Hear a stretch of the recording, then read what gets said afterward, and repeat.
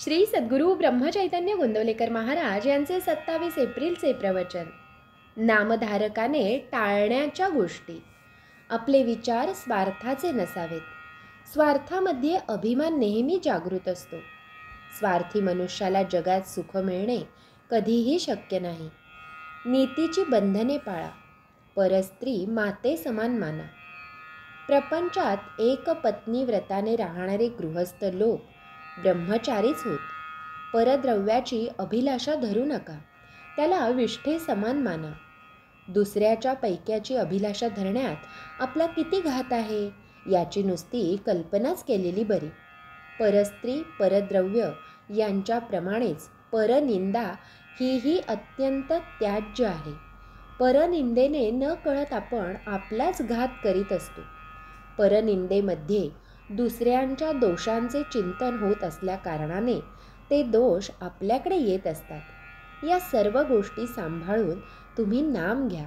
नामाचे प्रेम तुम्हाला अगदी खात्रीने येईल. हे सर्व करीत असताना तुमचे आई वडील बायको मुले यांच्या बाबतीत असलेले कर्तव्य करायला चुकू नका आणि त्या कर्तव्यात आसक्ती राहू देऊ नका. कोणत्याही मोबदल्याची अपेक्षा न ठेवता केलेले कर्म हे कर्तव्यच होय. ते कर्तव्य सांभाळून नीतिधर्माने वागून आपला प्रपंच करा आणि भगवंताचे स्मरण ठेवा. मग तुमचा प्रपंचच परमार्थ रूप बनून भगवंताचे प्रेम तुम्हाला मिळेल हा माझा भरवसा तुम्ही बाळगा. प्रपंच हा मिठासारखा आहे. भाकरीत मीठ किती घालायचे असते? तर अगदी थोडे, फक्त चवीपुरते. परंतु आपण मिठाची भाकरी करतो आणि त्यात परमार्थाचे चिमूटभर पीठ टाकतो. मग ती भाकरी खाता येईल का? खरे समाधान मिळाल्यावर मनुष्य खेळासारखा प्रपंच करतो. त्यामध्ये तो वर चढला किंवा खाली पडला तरी सारखाच राहील. दुसऱ्याने डाव टाकल्यावर तो आपणही डाव टाकील. पण डाव हरला किंवा जिंकला तरी त्याची त्याला पर्वा राहणार नाही. प्रपंचात अनेक वस्तू आहेत, पण भगवंताजवळ एकच वस्तू आहे. प्रपंचात कितीही वस्तू आणल्या तरी त्या पुऱ्या पडत नाहीत.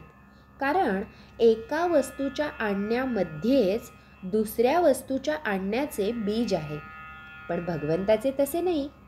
भगवंताची वस्तू एकदा आणली की पुन्हा ती आणायला नको. समजा एका दुकानात पुष्कळ माल भरलेला आहे, पण आपल्याला पाहिजे ती वस्तू तिथे नाही. म्हणजे आपल्या दृष्टीने तिथे काहीच नाही. त्याचप्रमाणे सर्व प्रकारच्या मानसिक शक्ती असून तिथे भगवंत नसेल तर त्या असून नसून सारख्याच समजाव्यात. परमात्म्याला प्रपंचरूप बनविण्याऐवजी आपण प्रपंचाला परमात्मरूप बनवावा. यातच जन्माचे सार्थक आहे. श्रीराम समर्थ.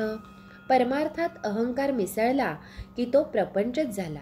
प्रपंचातला अहंकार दूर झाला की तो परमार्थच.